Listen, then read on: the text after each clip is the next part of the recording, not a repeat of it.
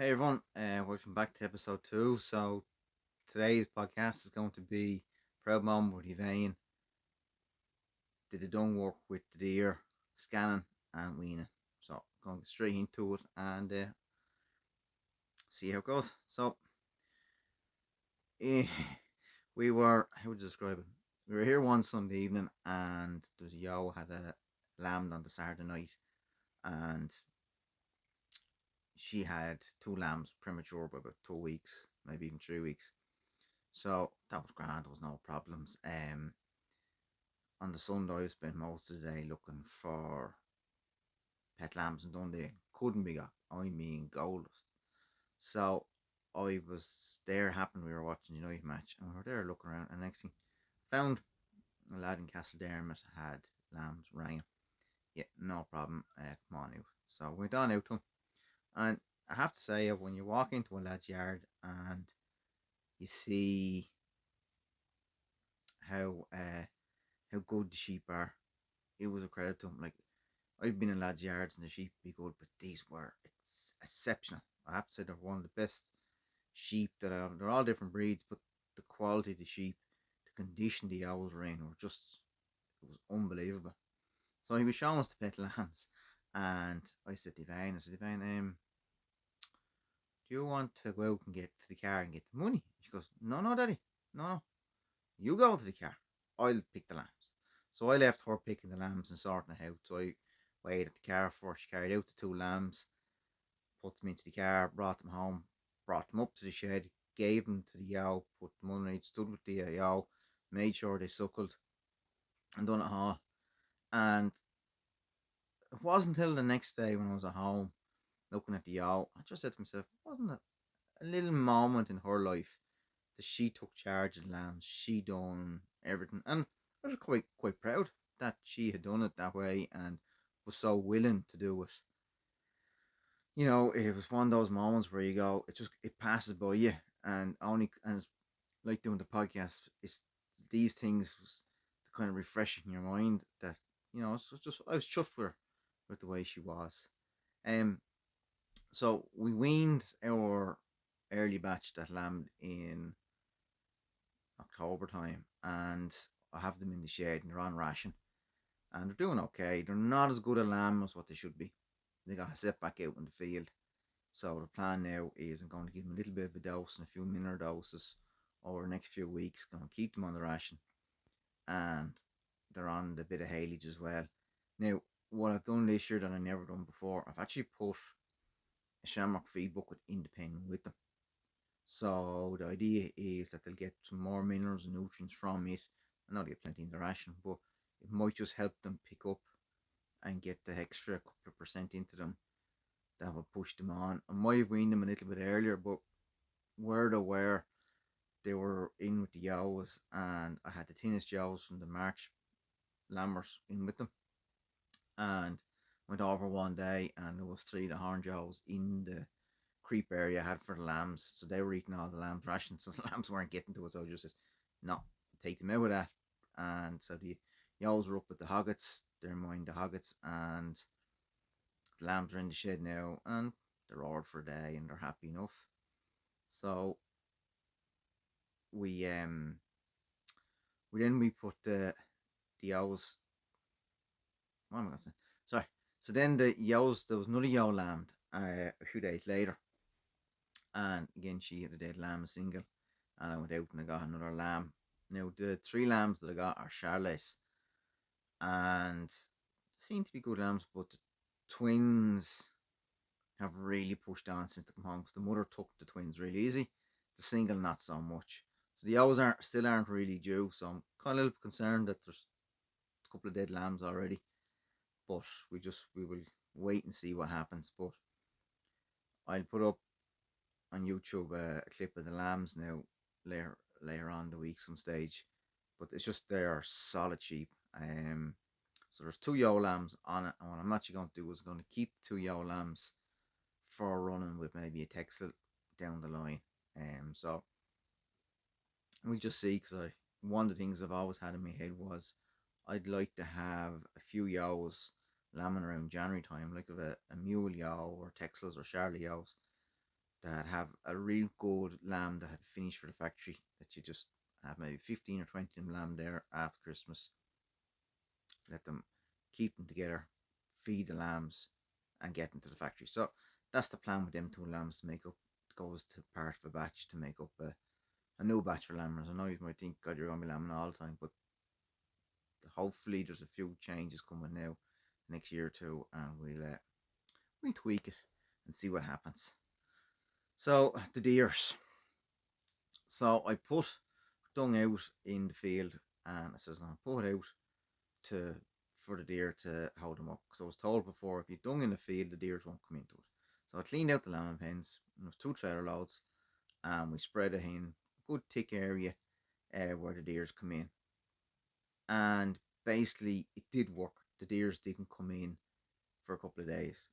But what happened was, where there was tracks was, in one spot they moved over here, and then in the other spot there was a big spot.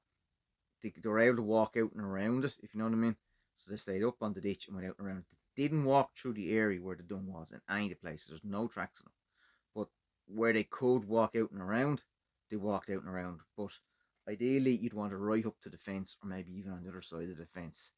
So it did work, and it's something that I will do future. I know you might say to yourself, get someone to shoot them. The deers are on national park ground, so we can't get someone to shoot them on national park. It's up to the national park to shoot them. There is two lads who shoot for me.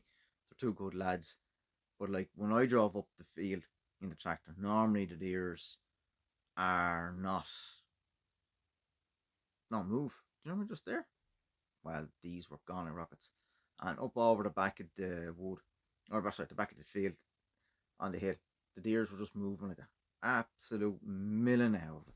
Like they were, there must have been 100 deer on the hill that evening. And I've been back up since now, and I haven't seen as many deers in the fields. That has held them up a little bit, but lads, like the deer problem in Wicklow was ferocious. Like I don't know what the answer is to it, but all I just have to say is it's absolutely cruel. Like our ground is open, and we can't put up a deer fence. Now you might say why? Well, there's a couple of reasons. One, um, if you have a deer fence where we have it, the wind knocks straight down. Like this time last storms would blow clean out of it. Two, one of the gaps that the deer came through, they came underneath the wire, they pushed up the wire. And three, there's an Egypt that lives not too far away from it, and he'd go up and he cut a hole in the middle of it, so then you'd have no fence anyway. And he's done it before, and when you have a lad with that mentality living close by, there's really not much you can do. So you just try and get on as best you can. He's one of those people who needs a bit of special help, and unfortunately he never got it as a child. But a few years ago, myself and young Marky, we fenced one of the ditches, and the bushes grew up after, so we cut the ditches out. This is the first time there's been a good track of deers through it. Like it has the ditch, the fencing of it done well, and I think they wouldn't have come in that spot only for the snow flattened down some of the bushes. So, and I'd say with the snow, it brought the pressure onto our fields.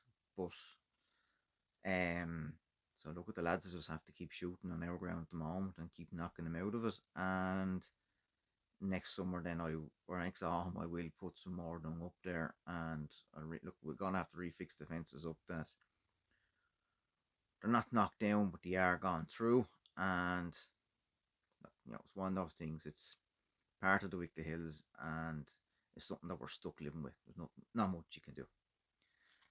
So on to the storms we've had lately. I have been lucky and we hasn't had much damage done. And the storm on the Sunday was the worst one for us because so much rain came with it. The ground is an absolute mess. Like I had the owls weaned, and I went to the shed to separate the dry owls, and I couldn't stay in the shed. It was too cold. It was too wet. So I got them separated, and a few that was in the shed, and I just let them out. I was going to move them off, but I couldn't.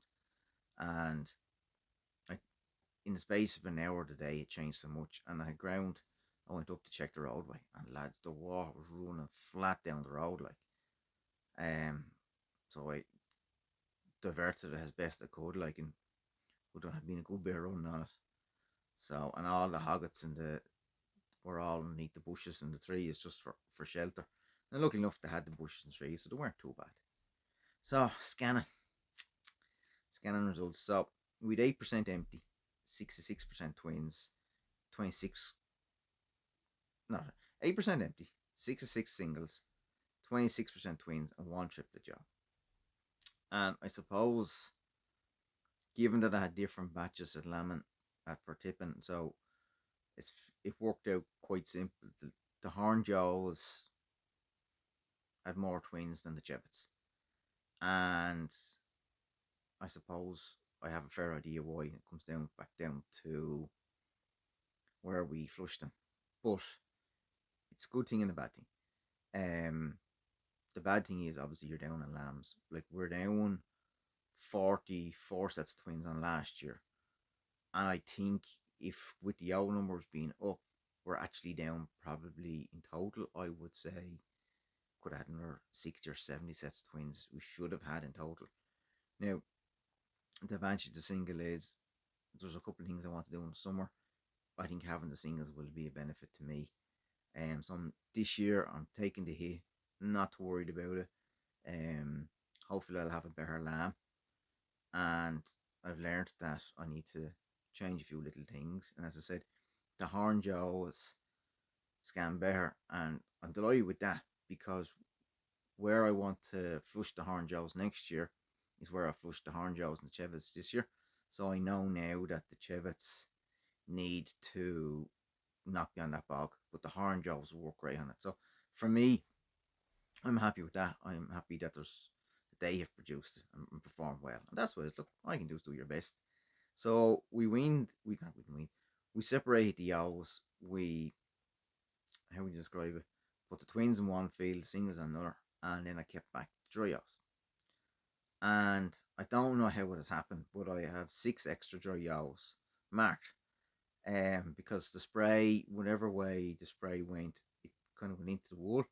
So I'm going to have to rescan the dry owls now in 2 weeks' time and go through them and see what's the story is. Because there is 6 of them in lamb, because there's 6 extra, unfortunately. So I don't know how it happened, but the purple was there, so we just have to wait and see. That'll be another thing for a podcast. But when we had them in, we fluke dosed them, and I used the fluke dose that I'd never used before.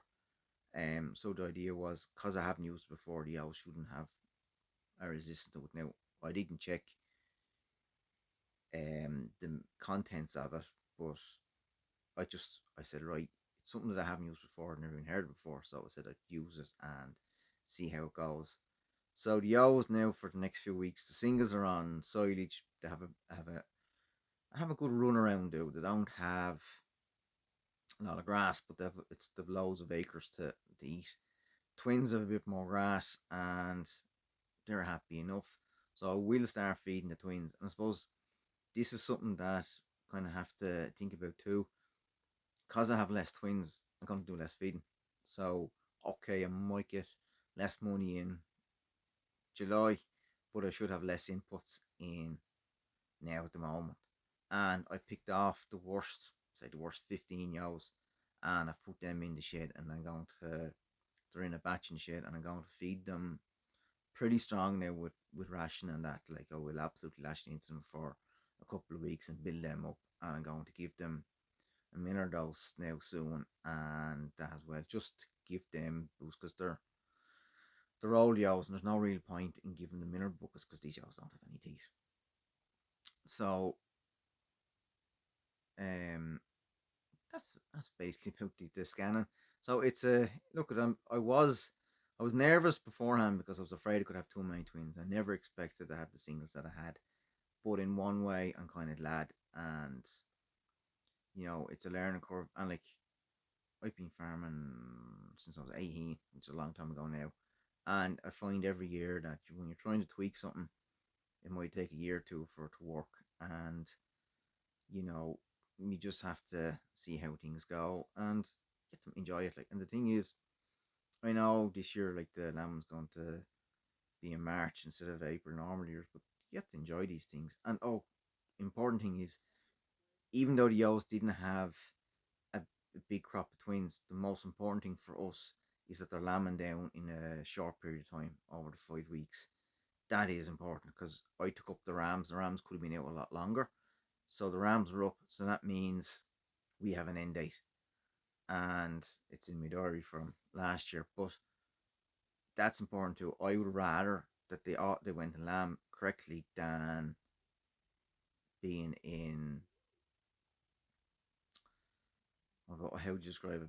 Being big heap of twins out over 6 or 7 weeks. And also there was a couple of hockey jobs that he can go and lamb and things like that. So there's not major issues. I was thinking about buying some in-lamb yows to replace the dry ones, but I think I'll leave it for this year because I think I could have enough work on my plate. But it's as I say, it's a learning curve. You just try and do your best and take it from there. So that's it. The storms. Hopefully, the springtime won't be like this. Hopefully, when the springtime comes, we're gonna get good weather. So if we suffer a bit now, we might be too bad. So don't forget to give us a follow and check us out on Instagram where we've loads of updates and all that for you. And just a big thank you for everyone listening and chat to you all very soon.